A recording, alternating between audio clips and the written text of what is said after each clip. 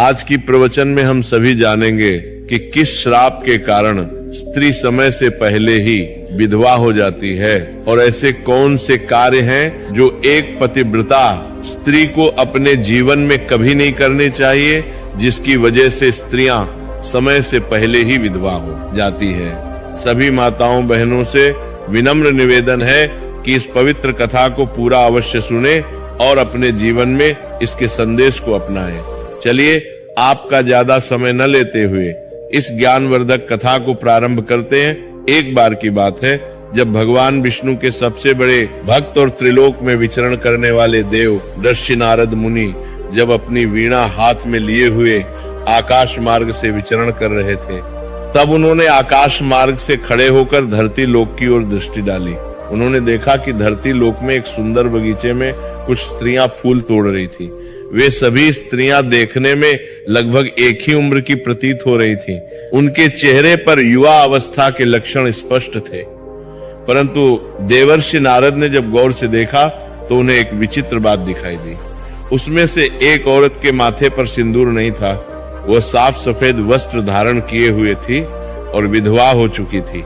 वह औरत बहुत उदास दिख रही थी और अपना दुखी जीवन व्यतीत कर रही थी। उसके चेहरे पर गहरी पीड़ा और वेदना के भाव थे। वहीं दूसरी ओर बाकी उसी उम्र की सभी औरतें अपने माथे पर सुहाग की सजावट धारण किए हुए थीं।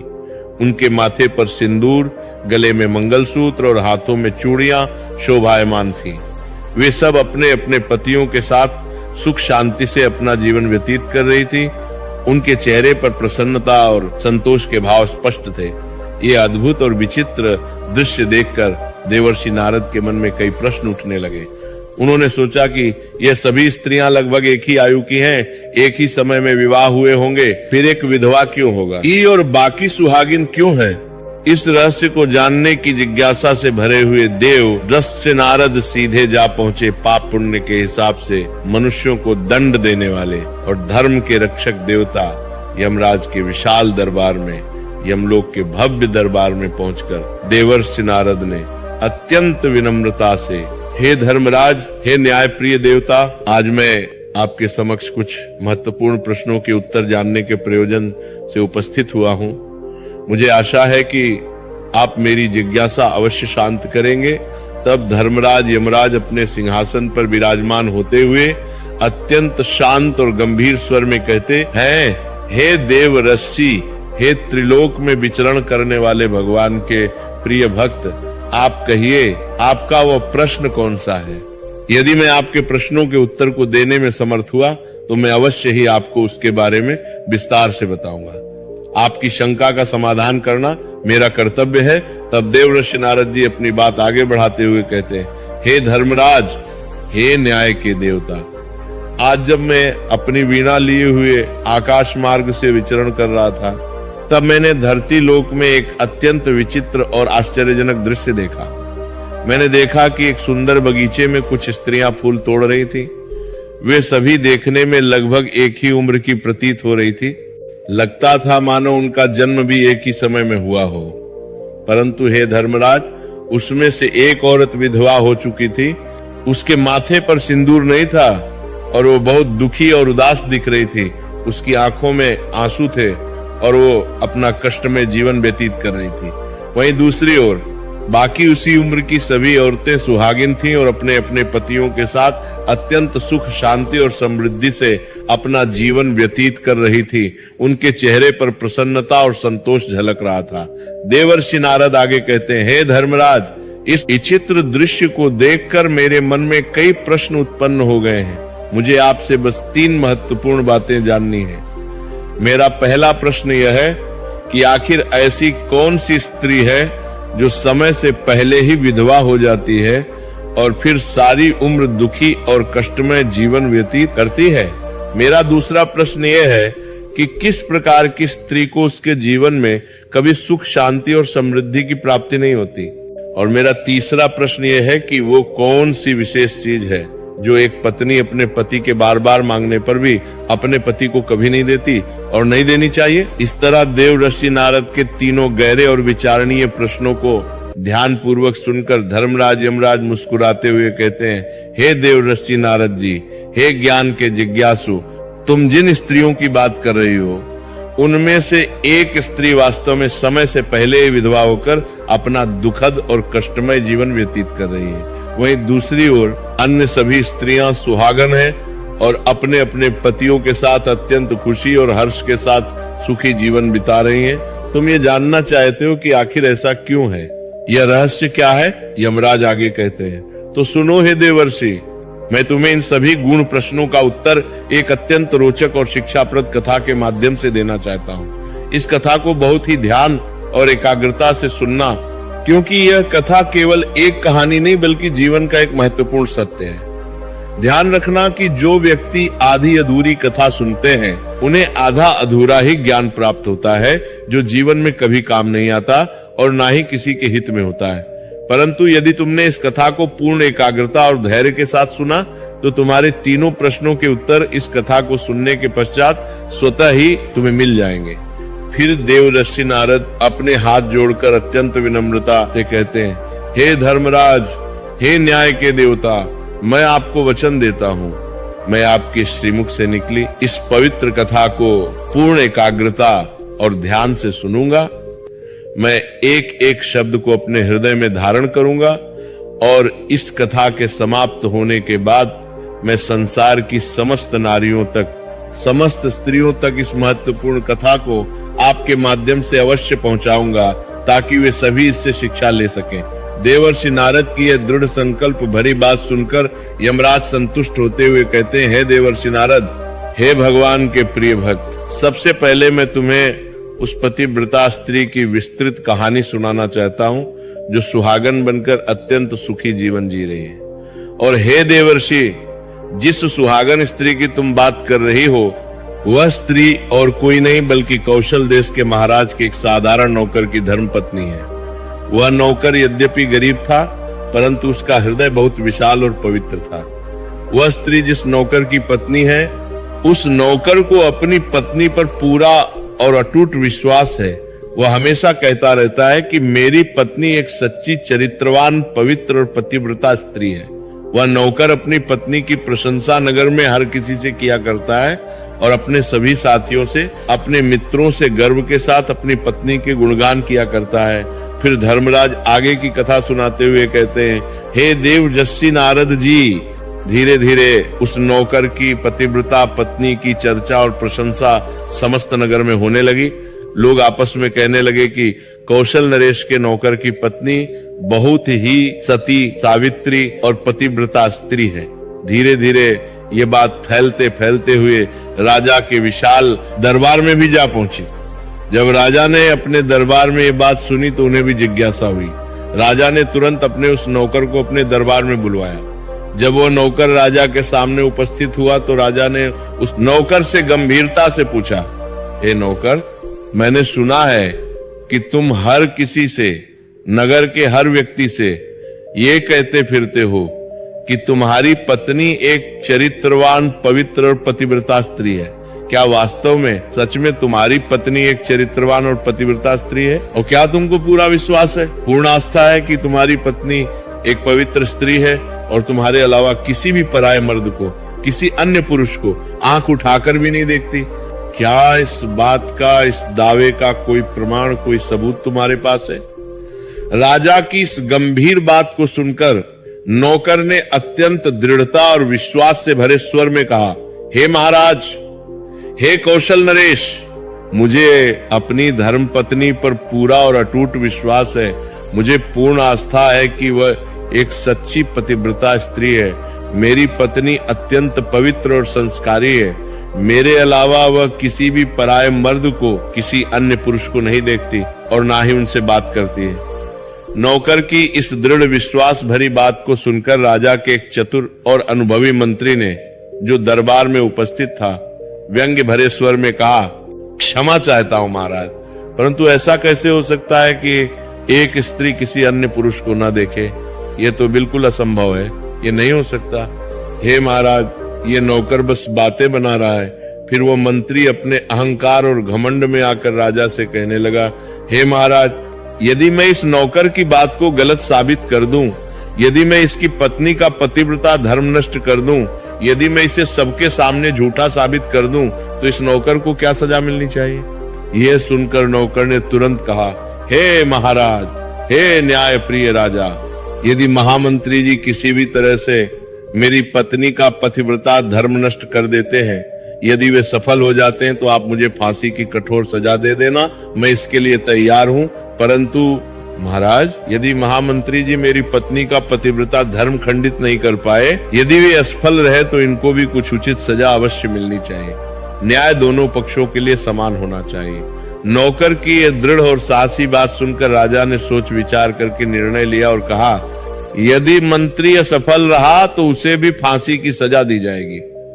मंत्री ने अपने घमंड में ये बात स्वीकार कर ली और नौकर से पूछा, बताओ मैं तुम्हारी पत्नी से ऐसी कौन सी वास्तु लूं, ऐसी कौन सी चीज लेकर आऊं जिससे तुम मान लो, तुम्हें विश्वास हो जाए कि मैंने तेरी पत्नी का पतिव्रता धर्म वास्तव में खंडित कर दिया है। तो नौकर ने सोच विचार करके कहा, हे महामंत्री जी, मेरे विवाह के पवित्र समय पर दहेज में मुझे एक कीमती पटका और एक सुंदर कतर मिली थी।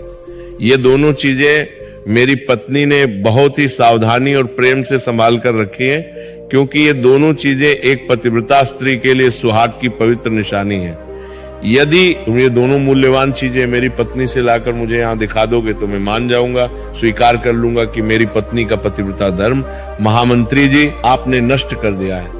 तब मंत्री ने घमंड में आकर नौकर की ये शर्त स्वीकार कर ली और वह मंत्री दरबार से निकलकर सीधा नगर में चला गया।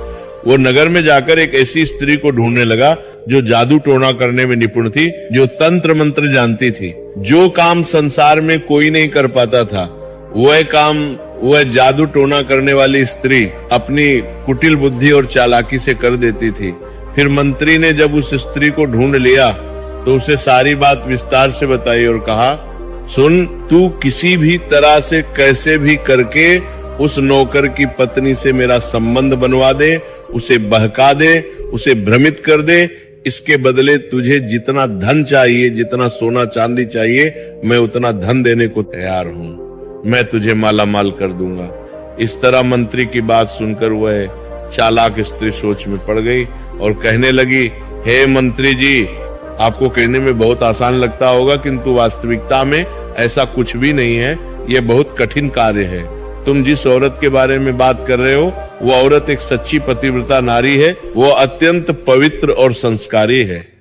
उसे ना ही किसी धन का लोभ है, ना किसी सोने चांदी का लालच है और ना ही किसी वास्तु का मोह है। तुम्हें क्या लगता है वो इतनी आसानी से तुमको अपना कीमती पटका और कतर दे देगी? फिर वह चतुर स्त्री आगे कहती है, हे महामंत्री, यदि मैं ऐसा करने की कोशिश करूंगी तो वो तेरी शिकायत राजा से करेगी और नगरवासी तेरी खाल उतार लेंगे, तुझे जीवित नहीं छोड़ेंगे, लोग तुझे पत्थर मार मार कर मार डालेंगे। ये डरावनी बात सुनकर मंत्री भयभीत हो गया। वह घबरा गया और विनती करते हुए कहने लगा, यदि तू मेरा उससे संबंध नहीं करवा सकती है तो कम से कम एक काम तो कर दे, बस एक छोटा सा काम। उसके घर में जाकर किसी भी तरह से उसका पटका और कतर चुराकर मुझे दे दे, और साथ ही यदि उसकी पत्नी की जांघ के पास कोई विशेष निशानी हो, कोई तिल या चिन्ह हो, तो वह निशानी मुझे देखकर बता दे। फिर मैं तुझे मुंह मांगा इनाम दूंगा, जितना चाहे उतना धन ले लेना।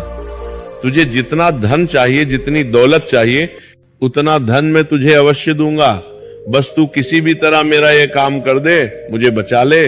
मंत्री की बात सुनकर उस जादू टोना करने वाली स्त्री के मन में धन का लालच आ गया। उसे लोभ हो गया। उसने सोचा कि इतना सारा धन मिलेगा तो मैं आराम की जिंदगी जी सकती हूँ, और उसने कहा, ठीक है, मैं तुम्हारा काम अवश्य करूंगी, लेकिन याद रखना कि मुझे मुंह मांगा धन देना पड़ेगा, कोई कमी नहीं होनी चाहिए। मंत्री ने राहत की सांस लेते हुए कहा, बिल्कुल ठीक है, तुझे पूरा धन मिलेगा। और फिर वह चालाक स्त्री योजना बनाकर नौकर के घर में वेशभूषा बदलकर एक वृद्ध औरत का रूप धारण करके जाती है। उसने बूढ़ी औरत के सफेद बाल और झुर्रियां बना ली थी। वह नौकर की पत्नी से जाकर अत्यंत प्रेम से कहती है, हे बेटी, हे प्यारी बच्ची, मैं तेरे पति की बुआ हूं, मैं तेरी सास की बहन हूं। मैं कई सालों के बाद, बहुत लंबे समय के बाद यहाँ आई हूं।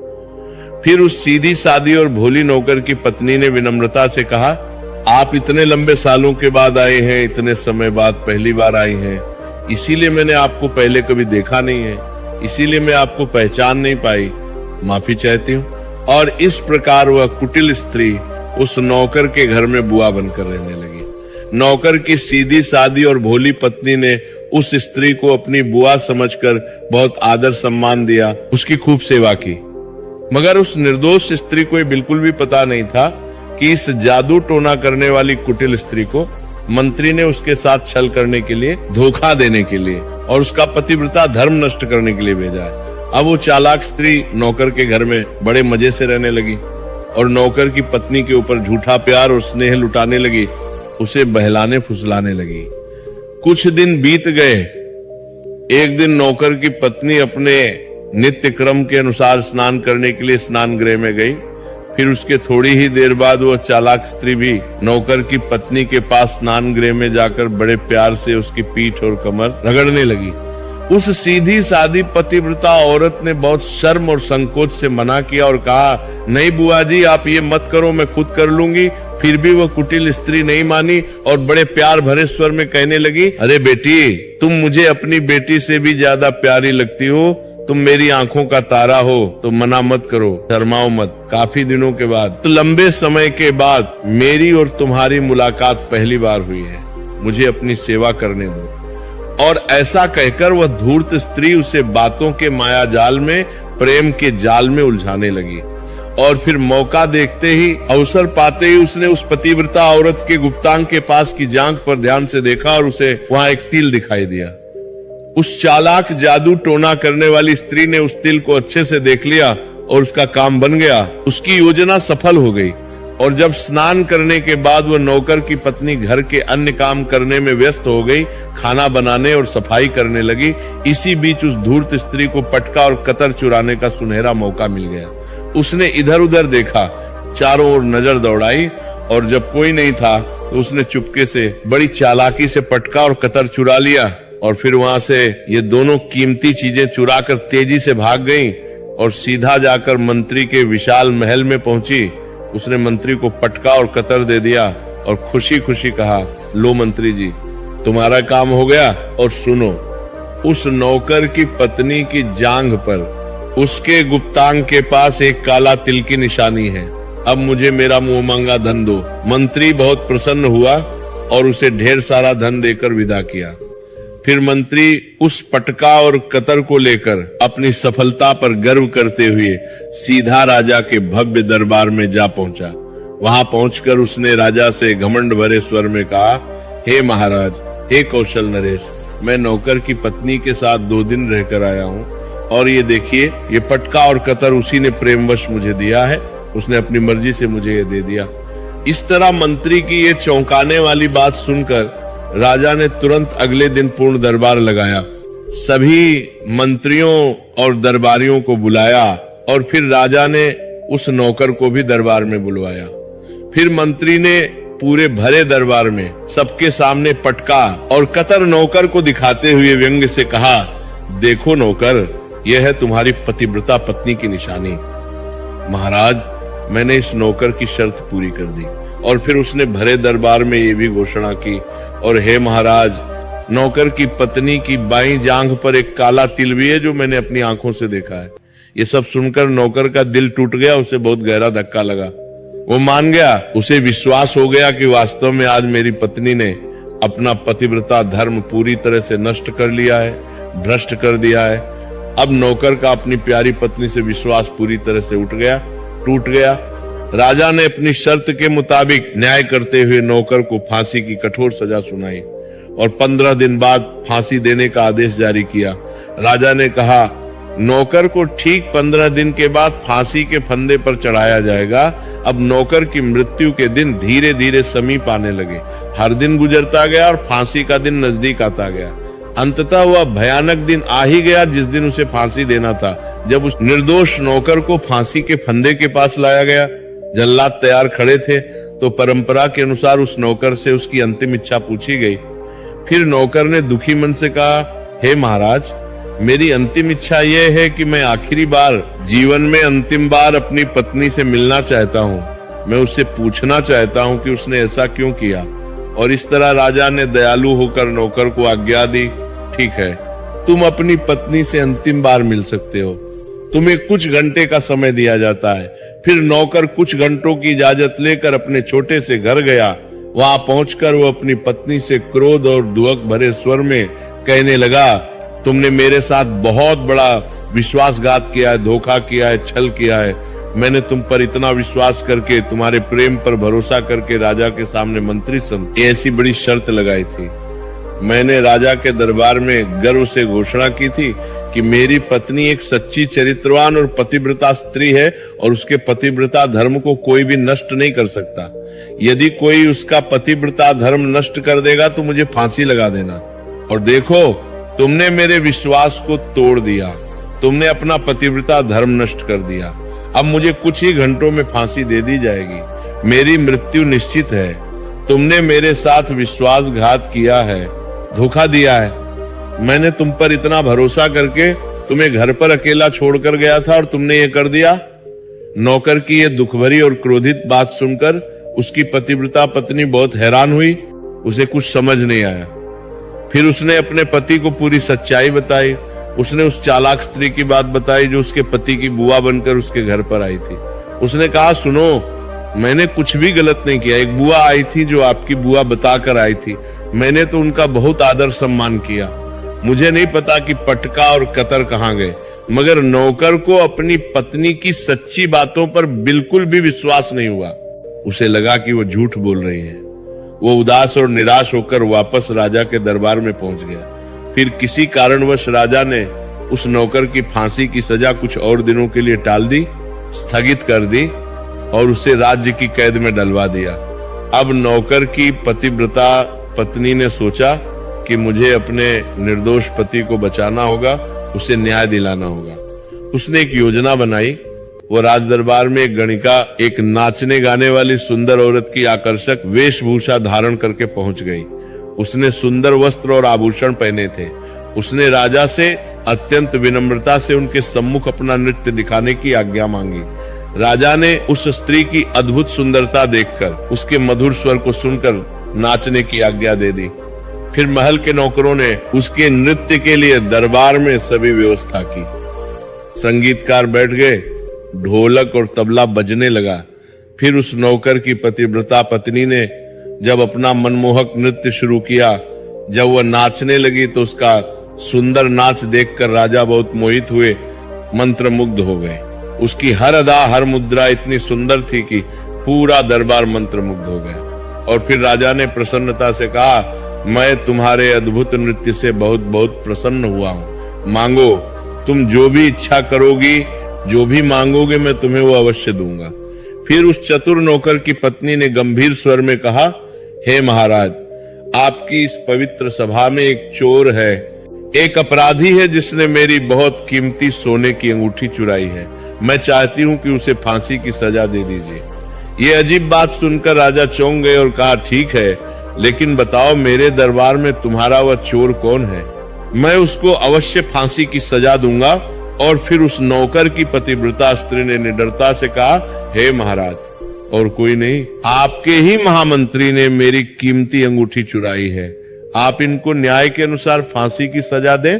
जैसे ही मंत्री ने सुना कि यह स्त्री उसे चोर बता रही है तो वो घबरा गया और तुरंत ऊंचे स्वर में कहने लगा, हे महाराज, मैं भगवान की शपथ खाकर कहता हूं कि मैंने इसकी कोई अंगूठी नहीं चुराई है और मैंने इस स्त्री को आज तक कभी देखा भी नहीं है, तो मैं इसकी अंगूठी कैसे चोरी कर सकता हूं? मैंने आज तक इसकी शक्ल तक नहीं देखी है, आज पहली बार मैं इसे देख रहा हूं। जैसे ही मंत्री ने कहा कि मैंने इस स्त्री को आज तक कभी देखा ही नहीं है, तो वह चतुर पतिव्रता औरत तुरंत अपनी गणिका की वेशभूषा हटाकर अपने वास्तविक असली वेशभूषा में आ गई। पूरा दरबार हैरान रह गया और फिर वह कहने लगी, हे महाराज, हे न्यायप्रिय राजा, इस झूठे मंत्री ने अभी अभी कहा कि उसने मुझे पहले कभी देखा ही नहीं। तो फिर आप इससे ये पूछिए कि ये पटका और कतर ये कहां से लाया है, कैसे लाया है? और मैं उसी साधारण नौकर की धर्म पत्नी हूं जो आपके यहाँ पर निष्ठा से नौकरी करता है और जिसे आप बिना किसी अपराध के फांसी पर चढ़ाने वाले हैं, जो निर्दोष है। इसीलिए मुझे यहाँ इस गणिका की वेशभूषा में इस रूप में आपके दरबार में आना पड़ा ताकि मैं सच्चाई सामने ला सकूं। उस पतिव्रता स्त्री ने आगे कहा, हे महाराज, अब मैं आपको इस कुटिल मंत्री की पूरी सच्चाई, पूरा षड्यंत्र सुनाती हूँ। ये जो आपका विश्वासघाती मंत्री है, इसने मेरे घर में एक जादू टोना करने वाली चालाक स्त्री को भेजा था। उस स्त्री को मेरे पति की बुआ बनाकर, नकली बुआ बनाकर मेरे पास भेजा गया था।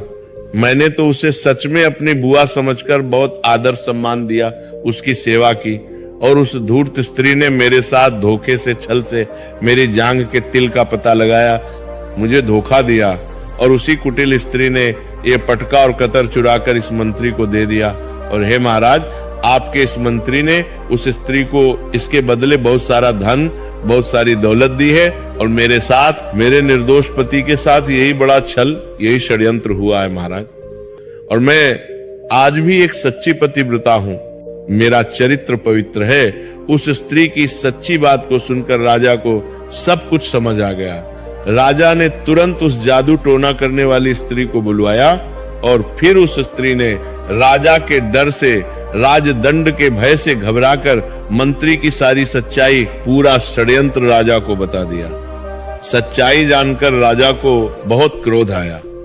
राजा ने तुरंत न्याय करते हुए उस निर्दोष नौकर को अपनी कैद से रिहा कर दिया, मुक्त कर दिया, और उसकी जगह उस कपटी विश्वासघाती मंत्री को फांसी पर चढ़ा दिया। न्याय की जीत हुई। और इस प्रकार कथा को आगे बताते हुए यमराज कहते हैं, हे देव वर्ष नारद, इस तरह उस नौकर की पतिव्रता स्त्री ने अंत में राजा से कहा, हे महाराज, मैं अपने पति से बहुत गहरा प्रेम करती हूँ। मैं एक सच्ची